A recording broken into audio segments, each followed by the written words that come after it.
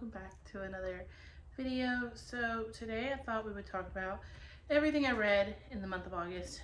I'm actually going to film 3 videos today, but I digress.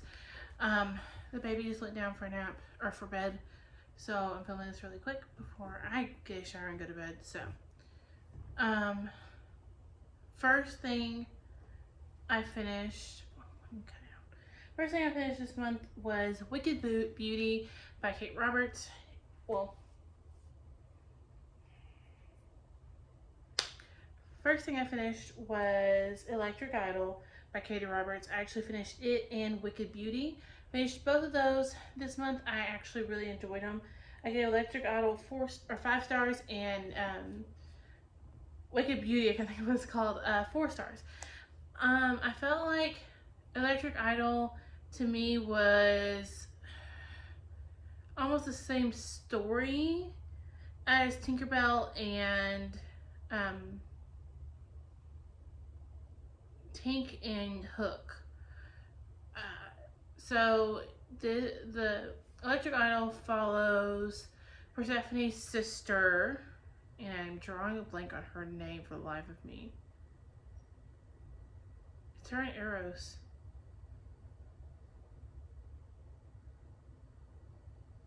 I can't think of her name.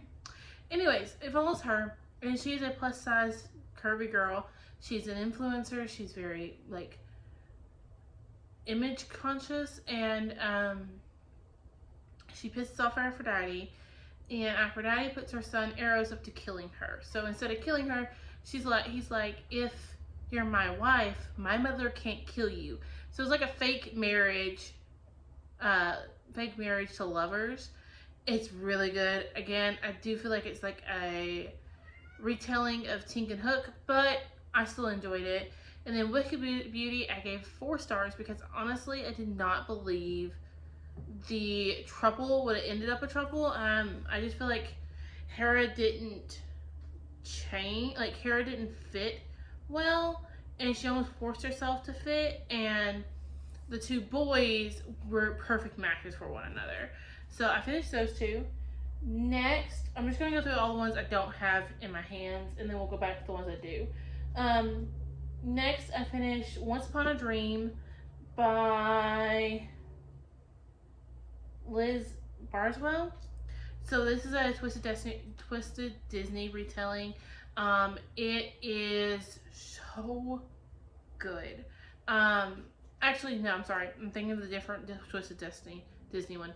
This one I ended up giving 3 stars. I feel like it didn't twist much from the original. The tagline is, "What if Sleeping Beauty never woke up?" And in this situation, you start off with Aurora living in a castle that's overrun with plants and things with Maleficent. Maleficent's supposedly the good guy. And I want to say I did not read the tagline or the synopsis. My library had it to listen to, and so I picked it up. So I did not know the tagline or anything, and so when it started talking about Maleficent as the good guy, I thought, maybe she really is. Like, maybe Maleficent really is the good guy. Like, that's a twist. And then it came out that, nope, Aurora's still technically asleep. And when Philip kissed her, it just put him to sleep too. So, that I didn't feel like was that big of a twist. I mean, the story pretty much follows the original from there, so it just wasn't anything special. Now, the other one I've read was Reflection by Elizabeth Lim? L-I-M? I could be pronouncing that wrong. Excuse me if I am. Now, this one was so good. I gave it 5 stars. I will own it. It's on my books to buy now list, because if you've not read this, it's about Mulan, and her captain that in the movie that she falls in love with in the original town ends up dying, or he's close to death. And so she goes to the underworld to try to save him. And it teaches you a lot about Chinese culture and how they believe their underworld works and things. And like, you get to see the underworld, and like, it builds this fantastical element added to the story. And he finds out in the underworld that she's a woman, and like has to learn to accept her to get out of the underworld. Like, it is the bomb. I listened to it all in one day. I loved it. It was awesome. Like, I have no other words. It was awesome. Those are all the ones. Oh no, I have one more that I don't have a hand on. If you're wondering, I have two more actually. My bullet journal's over here where I have a list of everything I read. So two more. I read The Poet X by Elizabeth Avocito. I've heard people pronounce it, but honestly, I'm really bad at pronouncing names. Excuse me. That one was really good. I think I would have liked it more if I had physically read it.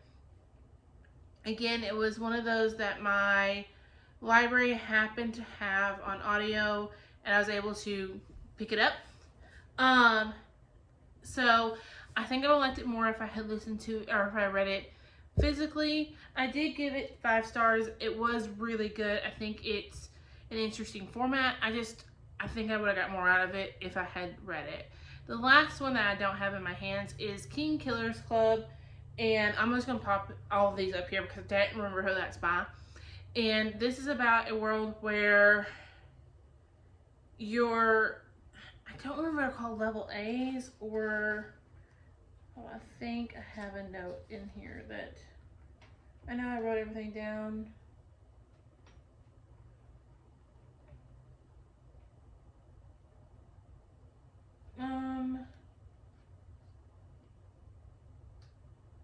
Class A. That's what it is. Okay.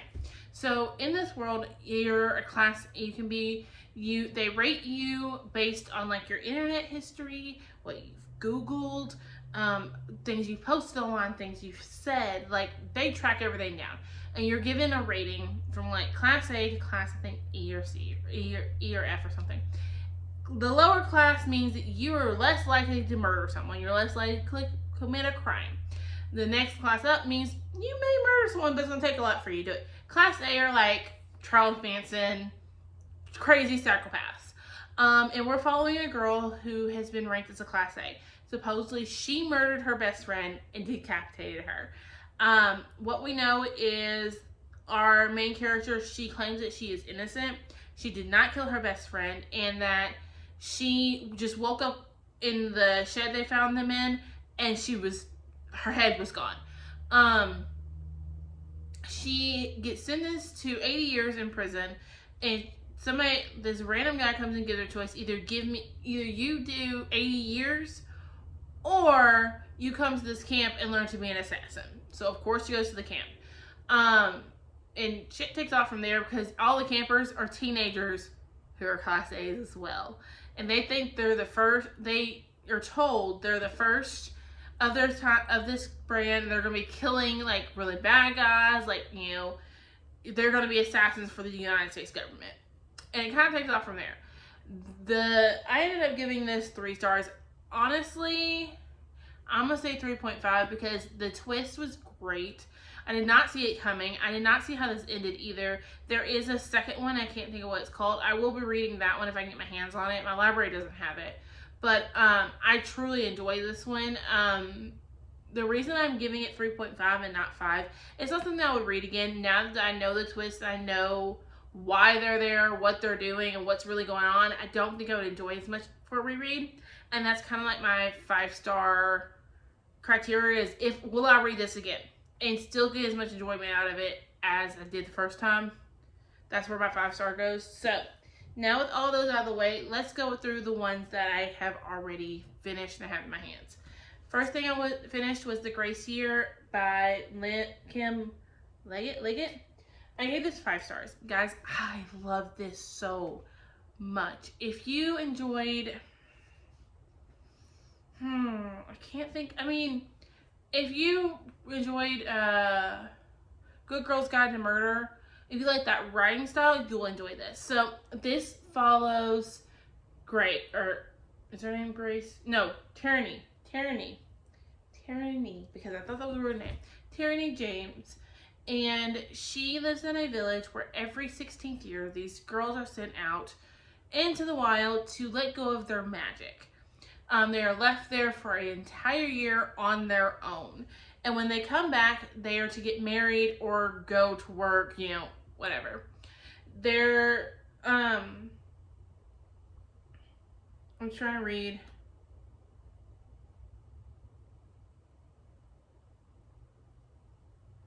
Okay, so so I didn't tell you. So the great Tyranny realizes there may be more to the Gracier than the poachers and the brutal elements. The race that could be one another. They are trapped on this island by themselves. They are told there are poachers out in the woods that is going to murder them if they leave, and they just leave these teenage girls to fend for themselves and to govern themselves. If you have been in an American high school or high school period, because I've watched those British high school shows, and they're a lot like American ones, you know what happens. Like, they turn on each other real quick. They start making clicks, and most of them will do anything to get in with the click. The other element that's not mentioned on the back that I do want to mention here is all the girls, before they leave, all the men in the town get together and decide who their 16-year-old son, is going to marry. And these girls get veiled before they go out to the island. So there's even more divide there than just they're sending these girls out. You know, every girl is 16 out to live for a year. They're also putting a divide there. These girls need to come home because they have a husband waiting on them. And these girls don't. They're going to have to go to the fields or the factory where they very well may die, or go live outside the bounds of the encampment to die by poacher. Like, there's even more divide there. It's so good. I absolutely love this. I will be definitely rereading and annotating because I listened to it the first time through.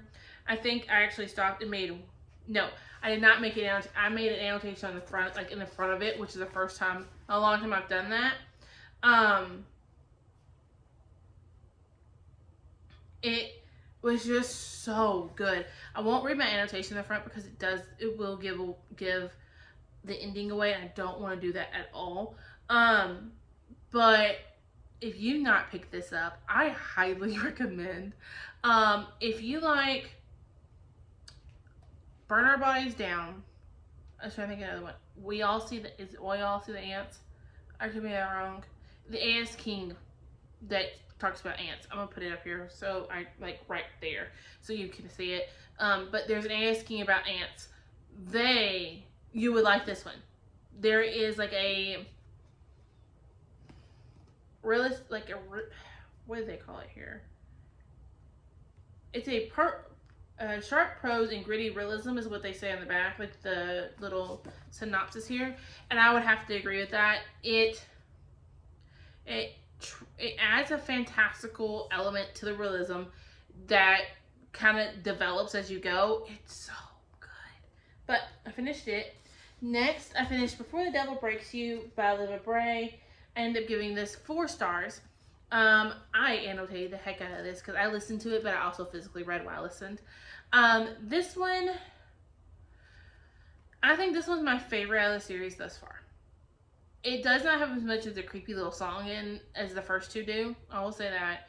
I like this one because we got less of Evie's perspective.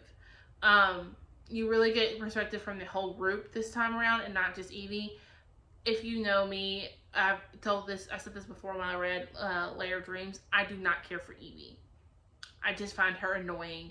I find her insufferable at times. She's very self-centered, and I don't get it at this point. These people are trying to help you. They have accepted your gift. They do not really ridicule you for your gift. You're all going through the same shit. How can you be so selfish and mean? Yeah, I don't get it. So I don't care for Edie, but this has to be my favorite out of the series, even though I gave this one a lower rating than I did the first 2. If you don't know what this series is about, I'm late to bandwagon reading these. This is about Evie O'Neill, who gets in trouble and at home and has to go live with her uncle in New York. And when she goes to live with her uncle in New York, these murders start happening. And they seem occult in nature. Her uncle runs they call it the Museum of the Creepy Crawly, but it's like the Museum of the Occult. And so he does anything that could be paranormal, cult beliefs. And so he's called out to assist with the murders, and Evie goes with him and ends up tangled up and tries to solve the murder. All the audiobooks, which I highly recommend, they're singing in here. There's creepy little songs that the serial killer sings or the serial killer like is known to sing and be known for, that they sing it. Like the audiobook sings it, so it's so good. If you're looking for a good creepy read for October, I would highly recommend this series. It will make you question if there's something in your house or not. My daughter, I was finishing one of the three, I can't remember which one it was, and she happened to step on her dragon that my best friend got her at Build-A-Bear, and it sings Moana. Guys, I nearly murdered my own child because I was like, what the fuck is singing? So, highly recommend.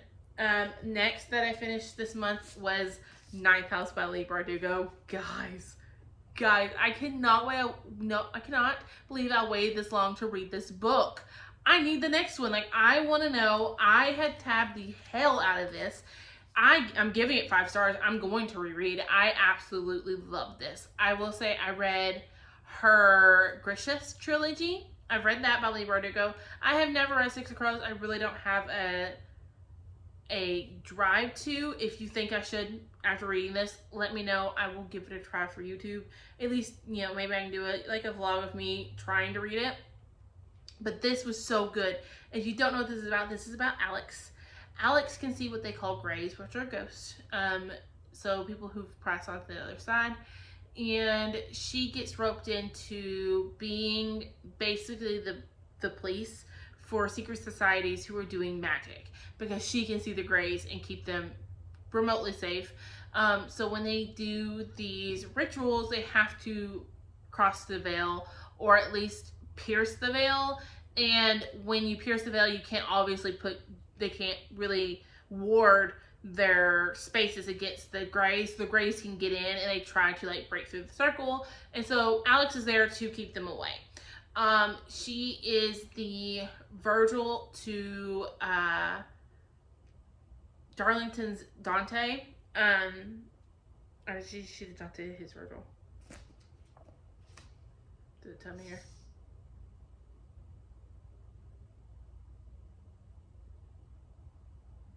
It doesn't tell me. Either one. I think she's the Dante to his Virgil.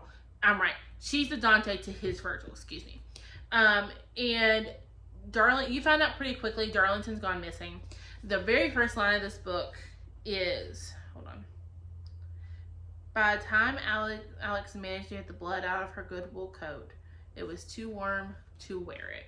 Guys, that's the most beautiful opening, and it fits so well for this book. It flashes back between what's happening now and what happened before, and it flashes back and forth, and you find out what happened. Now, the reason Alex gets to Yale, she calls it Ground Zero. There's one night where she is found almost dead over a fentanyl overdose. Her best friend is next to her dead over a fentanyl overdose, and everyone in the apartment has been beaten to death, and they don't know what happened, and they think Alex did it, but obviously she couldn't, because she was so high out of her mind, like she couldn't have done it. They don't know what happened. They can't figure it out.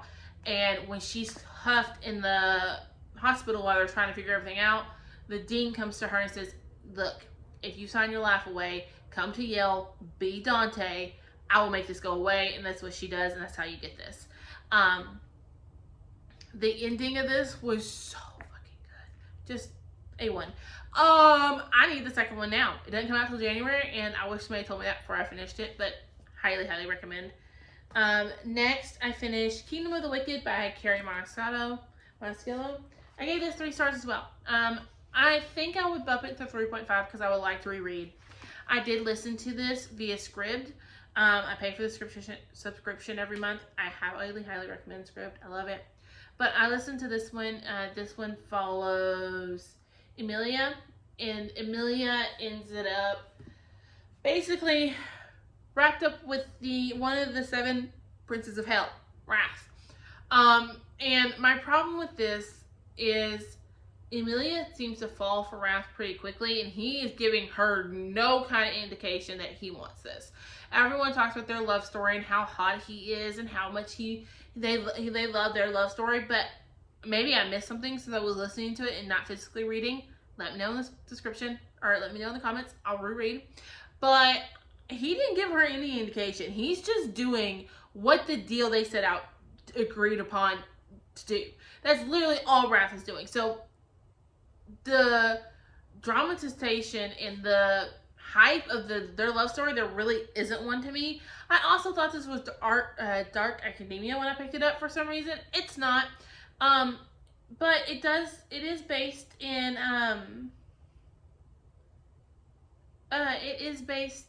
Italy, which is really cool.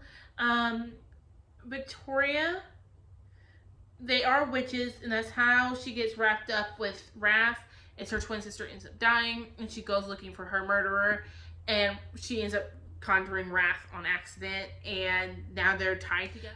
She ends up tied to Wrath somehow. He knows how, and he understands what happened. She does not.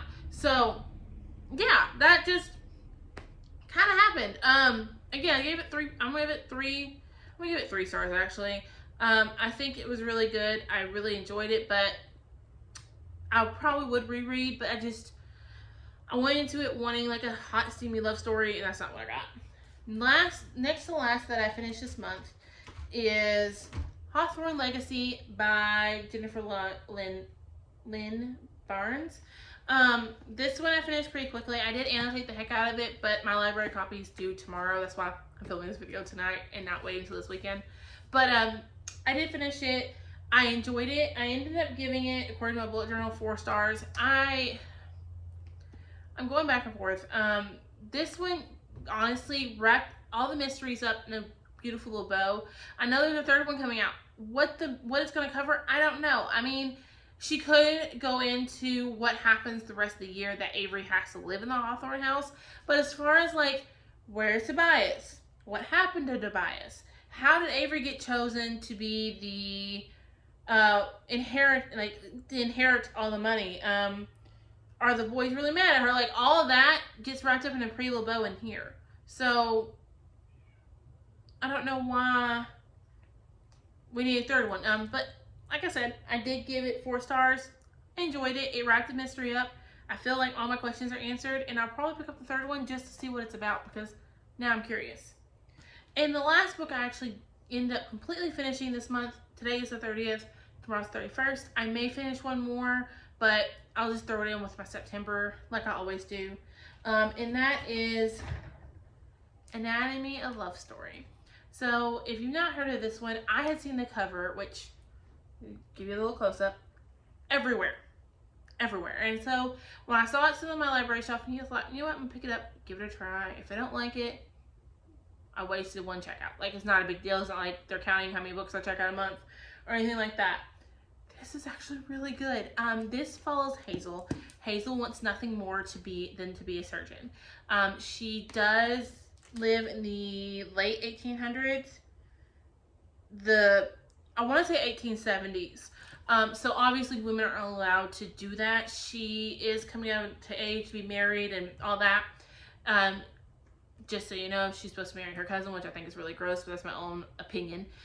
She wants to be a surgeon more than anything else in the world. And so she ends up seeing a doctor do his demonstration of how he amputates the leg without the patient feeling any pain. So she's so excited about this.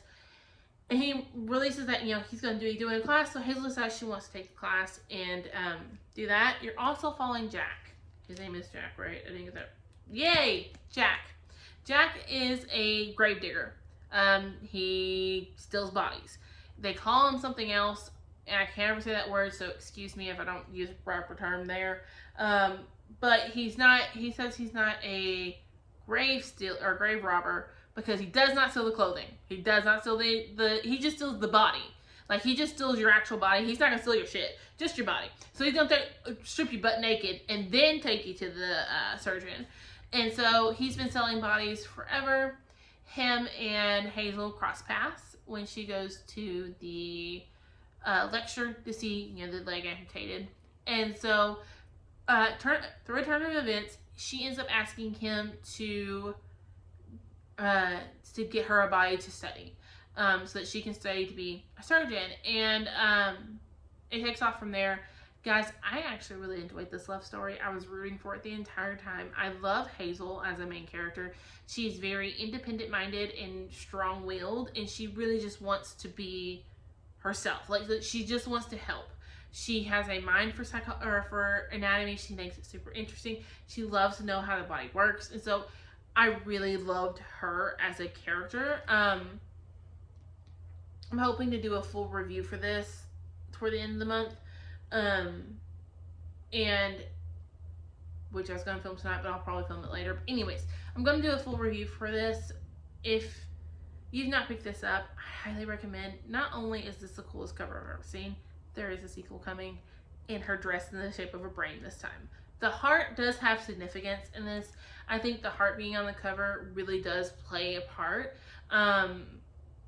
And I'm not going to tell you what that is because I don't want to spoil it, but the heart does play a part. And with her dress being in the shape of a brain on the next book, I wonder if that plays a part, like if she has to do something with the brain. That's all I'm going to say, but I love this so much. I recommend highly. But yeah, so that's all the books I finished this month. Well, at least the ones I have to hold up for you. I did not do bad this month. I read 12. Yeah.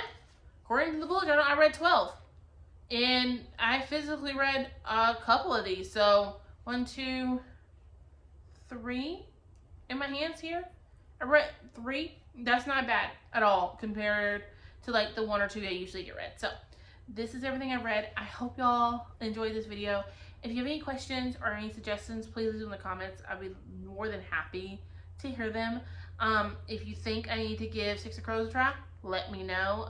Also, you think I should reread Kingdom of Wicked? Let me know below. And I'll see you on my next one. Bye, guys.